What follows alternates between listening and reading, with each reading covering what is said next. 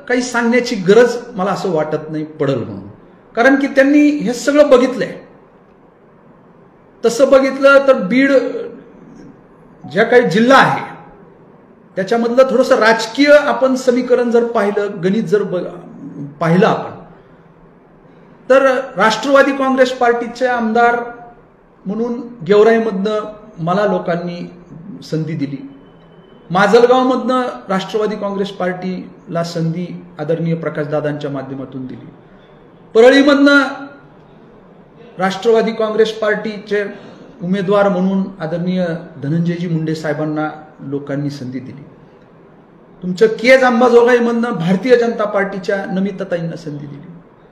बीड विधानसभा मतदारसंघ हा राष्ट्रवादी काँग्रेस पार्टी शरद पवार साहेबांच्या गटाकडे त्या ठिकाणी इथले लोकप्रतिनिधी म्हणून त्यांना आमदार म्हणून संधी लोकांनी बीडकरांनी दिली. तिकडे केज आष्टी पाटोद्यामध्ये आदरणीय सुरेश अण्णांना तिथं संधी मिळाली. मला सांगायचं हे असताना 3 राष्ट्रवादी काँग्रेस पार्टीचे आमदार हे निवडून आलेले असतानाही दादा पालकमंत्री झाल्यानंतर जिल्हा नियोजन समिती असेल किंवा वेगवेगळ्या विकास कामांच्या माध्यमातून असेल, बीड शहराला हे झुकतं माप देण्याचं काम दादांनी केलं. सांगायचं मला एवढंच आहे की दादा हे कुठंही गट तट राजकारण, हा माझा माणूस, हा विरोधातला, किंवा हा माझा मतदारसंघ, हा माझ्या पक्षाचा नाही, असा कुठंही दुजाभाव न करणारं अतिशय व्यापक दृष्टिकोन ठेवून आणि विकासाचं राजकारण करणारे आमचे दादा या ठिकाणचे पालकमंत्री आहेत. आणि त्यामुळं इतका भरघोस निधी आज शहरामध्ये आला. उद्या ही नगरपालिका राष्ट्रवादी काँग्रेस पार्टी आणि युतीच्या आमच्या ताब्यात आल्यानंतर दादा हित पालकमंत्री आहेत. कशा पद्धतीनं या शहरामध्ये कामं होतील, निधी येईल, हे लोकांना लक्षात आलेलं आहे. त्याच्यामुळं निश्चितपणानं आमच्या बीड नगरपालिकेचे उमेदवार असतील, पूर्ण काउन्सिल असेल, अध्यक्षपदाचे उमेदवार असतील, किंवा गेवराईचे पूर्ण नगरपालिकेचे आमचे वार्डातले प्रभागातले उमेदवार असतील, किंवा अध्यक्षपदाचे उमेदवार असतील, यांना लोक भरभरून असे आशीर्वाद देणार आहेत, झुकतं माप देणारे, कौल देणार आहेत. आणि हे दिल्यानंतर लोकांना माहिती आहे त्या ठिकाणी कशा पद्धतीनं आपल्या गावामध्ये काम होईल. जिल्ह्याचं ठिकाण हे बीड आहे. बीडची अवस्था ही कशी आहे हे आपण सर्वजण बीडकर आहोत, आपल्याला ते लक्षात येतं. एक मोठं खेडं म्हणून बीडला संबोधलं जातं. मराठवाड्यातील एक मागासलेला जिल्हा आणि त्याच्यात हे जिल्ह्याचं ठिकाण, याच्यामध्ये कुठल्याही पद्धतीचं सुविधा त्या ठिकाणी दिसत नाहीत, याचा अभाव आपल्याला दिसतो. त्याच्यामुळं आता लोकांना भरपूर अपेक्षा आहेत आणि त्या अपेक्षा पूर्ण करण्याची ताकद, क्षमता ही फक्त अजितदादा पवार साहेबांमध्ये हे लोकांना माहिती आहे. त्याच्यामुळं आम्ही ही निवडणूक अजितदादा पवार साहेबांचा चेहरा, राष्ट्रवादी काँग्रेस पार्टीचे एक पुरोगामी विचारसरणी, लोकशाही पद्धतीनं असणारी सर्व कार्यपद्धती, या सगळ्याच्या जोरावर आम्ही बीडच्या मतदार मायबाप जनतेकडे जाणार आहोत आणि निश्चित आम्हाला याच्यामध्ये ते नावमेद करणार नाहीत. म्हणजे महायुती म्हणून तुम्ही या निवडणुकीला सामोरं जात, कारण की भाजपासोबत काही तुमचं बोलणं झालंय का या संदर्भात? नाही, भाजपासोबत आमचं बोलणं होण्याचं काही विषयच त्या ठिकाणी येत नाहीत. मी सांगितलं आपल्याला, शिवसेना शिंदे गटाबरोबर आमची आणि शिवसंग्राम यांच्याबरोबर आमची युतीच्या बाबतीतली बोलणी ही अंतिम टप्प्यात आहे. जवळपास निश्चित ते आज होऊन जाईल. माझा श्वास गुदमरत होता या पक्षामध्ये राहून, आणि ज्या ठिकाणी आम्ही चांगलं काम केलं तिथं सतत मला डावललं गेलं. गेवराईमध्ये प्रतिनिधित्व करताना जाणीवपूर्वक पंडित कुटुंबाला बीडमध्ये लक्ष घालण्याचा भाग पाडला, असा आरोप जो आहे योगेश क्षीरसागरांनी केला. श्वास गुदमरत होता म्हणजे श्वास हा यामुळं गुदमरत असेल त्यांचा, मला असं वाटतं की बीड शहरात इतकी अस्वच्छता आहे, पूर्ण घाणीचं साम्राज्य बीड शहरात आहे. कदाचित त्याच्यामुळे त्यांचा श्वास गुदमरत असेल. आपण थोडं त्याचा वेगळा अर्थ काढला असेल मला असं वाटतं, पण खऱ्या अर्थानं त्याच्यामुळे श्वास गुदमरत असेल की नगरपालिकेची अवस्था ही काय ते त्याच्याहून त्यांच्या त्या विधानाहून लक्षात आपल्याला सगळ्याला घेतलं पाहिजे आपण. आणि राहिला विषय भाग पाडलं, मी गेवराईचा लोकप्रतिनिधी आहे, आमदार म्हणून त्या ठिकाणी काम करतोय. भाग पाडलं मला कुणी पाडलं? यांच्या या कार्यपद्धतीने मला भाग पाडलं. मला बीड शहरामध्ये असणारं राष्ट्रवादी काँग्रेस पार्टीचं पदाधिकारी कार्यकर्त्यांचं जे मोठं एक संख्याबळ आहे, मोठी ताकद आहे, ते पूर्ण त्या ठिकाणी अधांतरी झाले. त्यांना कुणी वाली राहिला नाही. त्या लोकांनी मला इथं लक्ष देण्यासाठी भाग पाडलं. आणि मी कुठलंही मला इथं काही नेतृत्व करायचंय, काय करायचंय अशातला काही भाग नाही. कुणी तसा गैरसमज करून घेऊ नये. कुणी तसं काही कुणाला वाटत असेल तर तसं काही नाही. फक्त एवढाच आहे, इथली मोठी ताकद राष्ट्रवादी काँग्रेस पार्टीची बीड शहरात आहे. त्यांना आधार आणि दिलासा दिला पाहिजे. त्यांचे विषय हे पालकमंत्री म्हणून दादांकडं पक्षाकडं हे गेले पाहिजेत आणि आपण त्यांच्यामध्ये दुवा म्हणून आपण भूमिका ही निभावली पाहिजे असं मला वाटलं आणि ते मी करतोय. काही बाहेरचे लोक इथे आले, त्यांनी इथे लक्ष दिलं आणि त्यामुळे आता त्यांना जागा जी आहे ती इथली जनता दाखवली असं देखील तुम्ही म्हटलं. माझा जन्म बीड शहरात झालेला आहे. मी इथं लहानाचा मोठा झालोय. माझं शैक्षणिक, राजकीय सर्व आयुष्य इथं राहूनच जे काय आहे मी वाटचाल करतोय. माझा कार्य हे गेवराई विधानसभा मतदारसंघामध्ये जरी असलं, तसं जरी म्हणलं आपण तरी गेवराई विधानसभा मतदारसंघ हा बीड शहरापर्यंत, बीड नगरपालिकेच्या त्या ठिकाणी प्रभागापर्यंत माझा बहिरवाडी जिल्हा परिषद गट आहे. बहिरवाडी जिल्हा परिषद गट हा कुठे? हा गेवराई विधानसभा मतदारसंघात, गेवराई विधानसभा मतदारसंघ. राजुरी जिल्हा परिषद गटामधील कामखेडा गण हा गेवराई विधानसभा मतदारसंघात आहे. पिंपळनेर जिल्हा परिषद गट हा गेवराई विधानसभा मतदारसंघात हा बीड तालुक्यातला भाग आहे. आणि नगरपालिकेमध्ये प्रभागामध्ये माझा जर का मतदार असेल गेवराई विधानसभा मतदारसंघाचा, तर बाहेरचे लोक इथं येऊन करतायत असं कसं काय म्हणता येईल? माझी जबाबदारी आहे. आज त्या प्रभागामधनं मला जर का 95% मतदान त्या प्रभागामधनं मला विधानसभेच्या निवडणुकीला झालं असलं तर त्या मतदारांपर्यंत मी आता ही कार्यकर्त्यांची निवडणूक आहे. माझ्या लोकांसाठी, माझ्या पक्षाच्या उमेदवारासाठी मी तिथं जाऊन जर त्यांना आव्हान करत असेल किंवा त्यांना विश्वास देत असेल की मी तुमच्यासाठी, तुम्ही मला लोकप्रतिनिधी आमदार म्हणून निवडले, तुम्ही या प्रभागामधनं आमच्या ह्या विचाराचा, आमच्या पक्षाच्या उमेदवाराला तुम्ही आशीर्वाद द्या, तर त्याच्यामध्ये गैर काय नाही. राष्ट्रवादीची घडी विस्कटण्यामध्ये आणि पालकत्वाची भूमिका बजावण्यामध्ये अजितदादा हे फेल झाले आहे असं देखील योगेश क्षीरसागर हे फारच हास्यास्पद आहे. मला असं वाटतं की बालकांनी पालकाला शिकवण्याची गरज नाही आहे. ते दादा हे राज्याचे उपमुख्यमंत्री आहेत आणि सगळ्यात अनुभवी विधिमंडळातील सदस्य आहेत. अर्थमंत्री म्हणून सगळ्यात जास्त अनुभव असणारे त्या महाराष्ट्रातील एकमेव नेता. राज्याची आर्थिक घडी त्यांच्या नेतृत्वाखाली, त्यांच्या माध्यमातून बसवली जाते. त्यांना जर का अशा पद्धतीनं एखादा बालक जर ज्ञान देत असेल तर ह्याच्यापेक्षा जास्त हास्यास्पद दुसरी गोष्ट असू शकत नाही. राजे, निवडणूक अगदी काही दिवसांवर आली आहे आणि निवडणूक काही दिवसांवर आलेली असताना राष्ट्रवादीतील गटबाजीमुळे आता दोन वेगवेगळे भाग झाले. काही गट, एक गट दुसऱ्या पक्षात गेलाय. विरोधकांना कुठेतरी संधी मिळते या सगळ्यामुळे. राष्ट्रवादीतील या वादाचा फायदा विरोधकांना होईल असं वाटतं किंवा याला जोडून एक की नेमकं योगेश क्षीरसागर यांनी भाजपमध्ये प्रवेश केल्यामुळे काय राष्ट्रवादीला परिणाम होईल का, नेमका तो कशा पद्धतीने? याला कुठलाही यामुळं परिणाम हा राष्ट्रवादी काँग्रेस पार्टीचं जे काही केडर आहे, आमची जी काही ताकद आहे, याच्यावर कुठलाही परिणाम त्या ठिकाणी होणार नाही. हे बघा, कुठलीही घडी विस्कटलेली नाही. घडी बसवण्यासाठी आणि घडीला काटा जोरात त्याचा त्या ठिकाणी गजर होण्यासाठी आम्ही सगळेजण ताकदीनं कामाला लागलोय. फक्त एवढाच विषय झाला की नामनिर्देश नामांकन भरण्याच्या तारखेच्या आदल्या दिवशी राष्ट्रवादी काँग्रेस पार्टीचं जे केडर आहे, कार्यकर्ता, ही निवडणूक ही आमची निवडणूक नाही, आमची झाली निवडणूक, ही कार्यकर्त्यांची निवडणूक आहे.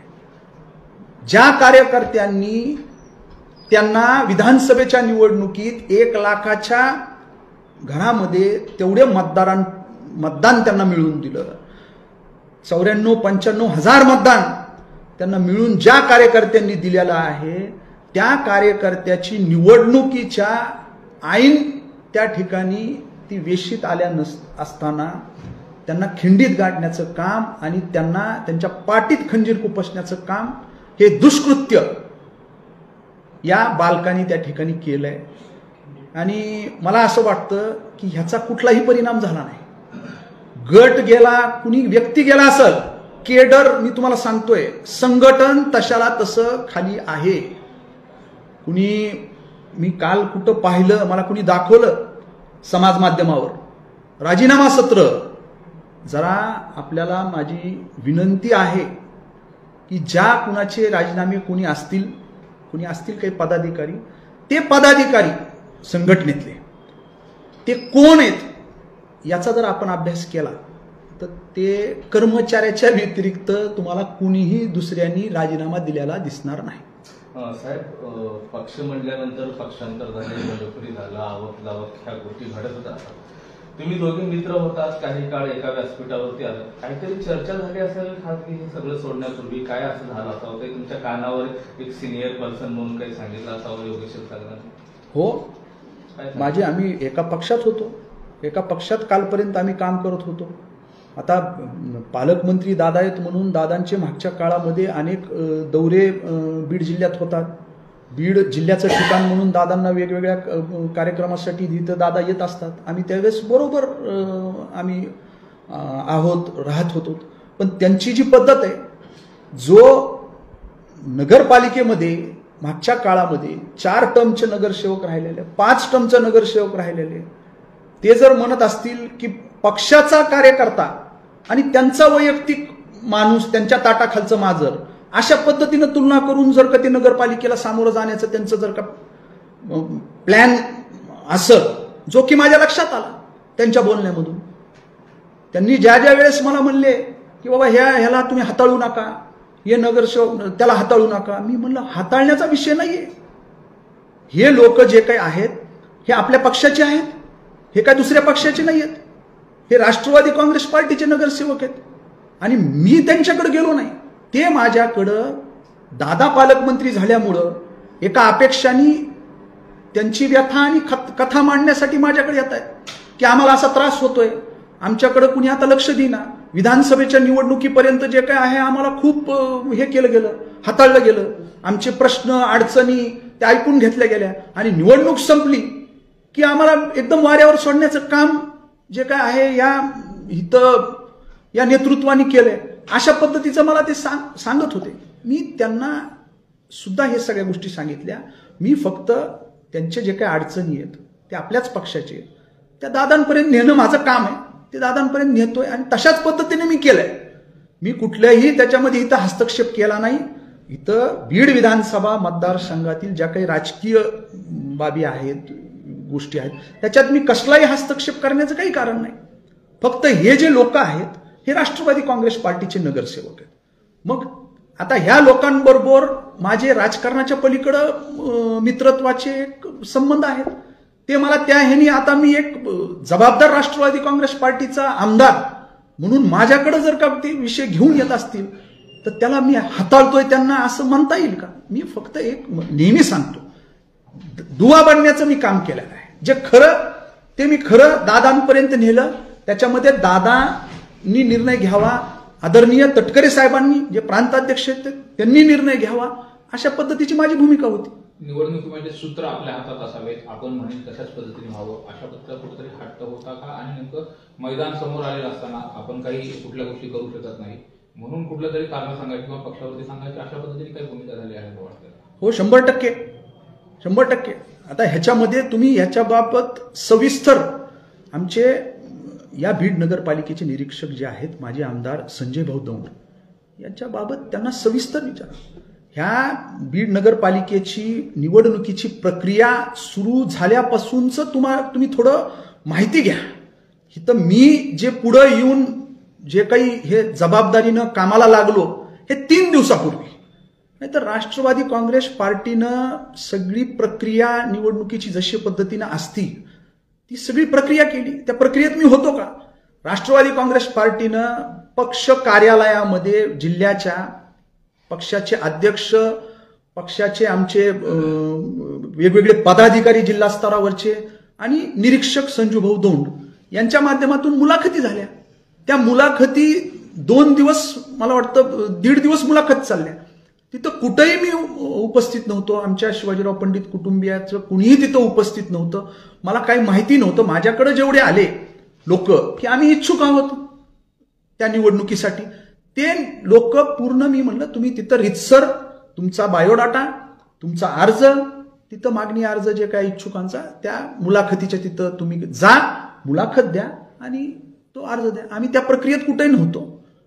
परंतु शेवटच्या क्षणी जेव्हा अशा पद्धतीनं चाललं, ह्याच्यामध्ये मागचे 16-17 नगरसेवक हे एका बाजूला होते आणि त्या 16-17 नगरसेवकांना कुणालाच उमेदवारी आम्ही देणार नाही, हे सोडून आम्ही हे करणार, मग आम्ही एवढेच करू, मग त्याच्यामध्ये आम्ही ठरवू कुणाला द्यायची.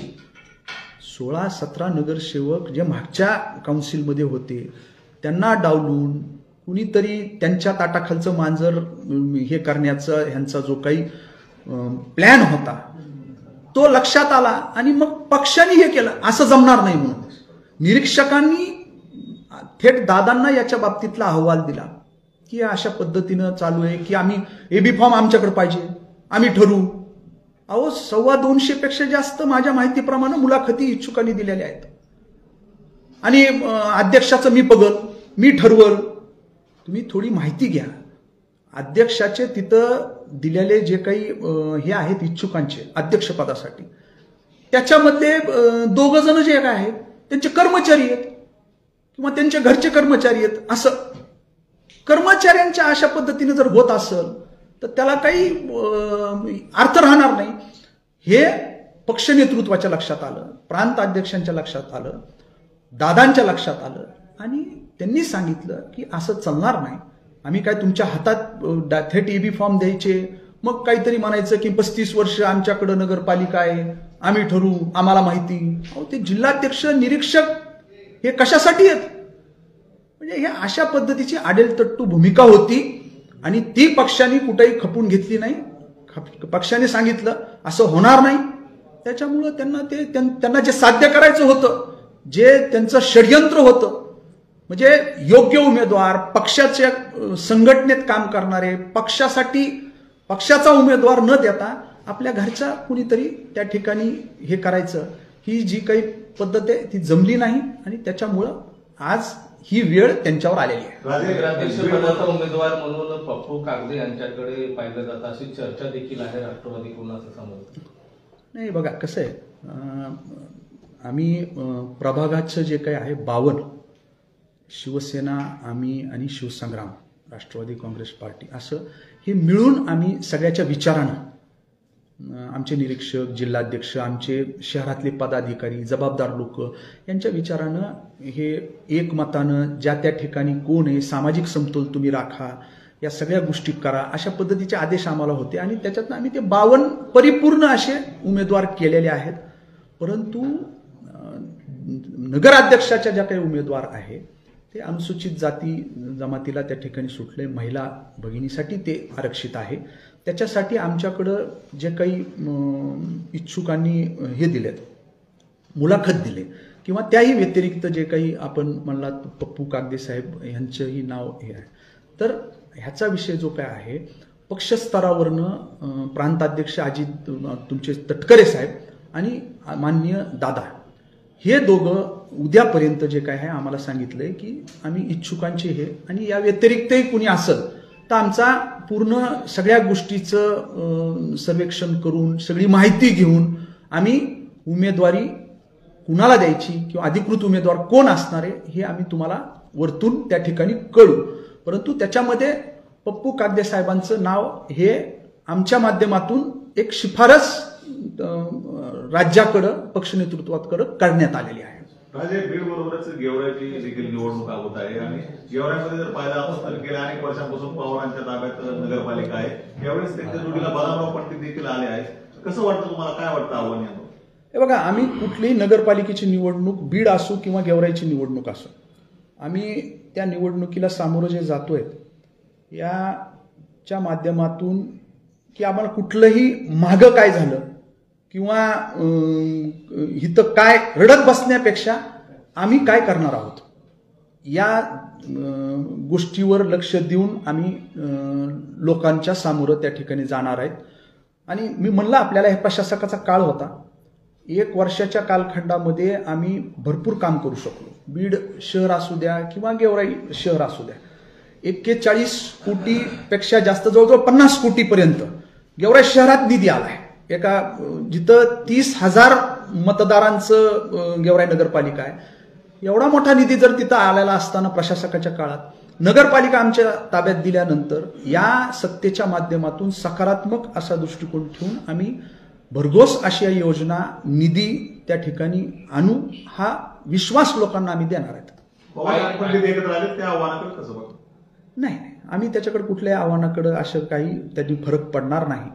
लोकांना कळतंय की हे एकत्र जे आलेत ते एकत्र स्वतःच्या स्वार्थासाठी आलेत, ते गेवराई शहराच्या भल्यासाठी आलेले नाहीत. हे एकत्र आलेले आहेत, यांचा स्वार्थ आहे की आपण एकाकडं नगरपालिका हे करू, वेगळं वेगळं आपण जर का हे झालो तर हे आपल्याला झेपणार नाही. त्याच्यामुळे एक होऊन एकाकडे नगरपालिका देऊ, एकाकडे जिल्हा परिषद पंचायत समितीच्या नंतर होऊ घातलेल्या निवडणुकीमध्ये त्यांना आपण हे करू. अशा पद्धतीची एक अभद्र विचारातनं हे दोघं एक आले. यांना लोकांचं काहीही देणं घेणं नाही, त्याच्यामुळे काही फरक पडत नाही. आई निवडणुकीमध्ये डॉक्टर योगेश क्षीरसागर यांनी राष्ट्रवादीला अशी सोडचिठ्ठी दिली. अवघे 24 तास राहिले फॉर्मसाठी. नेमकं हे कशा पद्धतीचं षडयंत्र होतं का राष्ट्रवादीला अडचणीत आणण्याच्या दृष्टिकोनात हा सगळा घेतला गेलेला प्री प्लॅन होता? नाही, त्यांना असं वाटलं की इथं काहीच होऊ शकत नाही, पण त्यांनी निर्णय तशा एकदम आविर्भावामध्ये घेतला की सगळंच इथं ठप्प होऊन जाईल.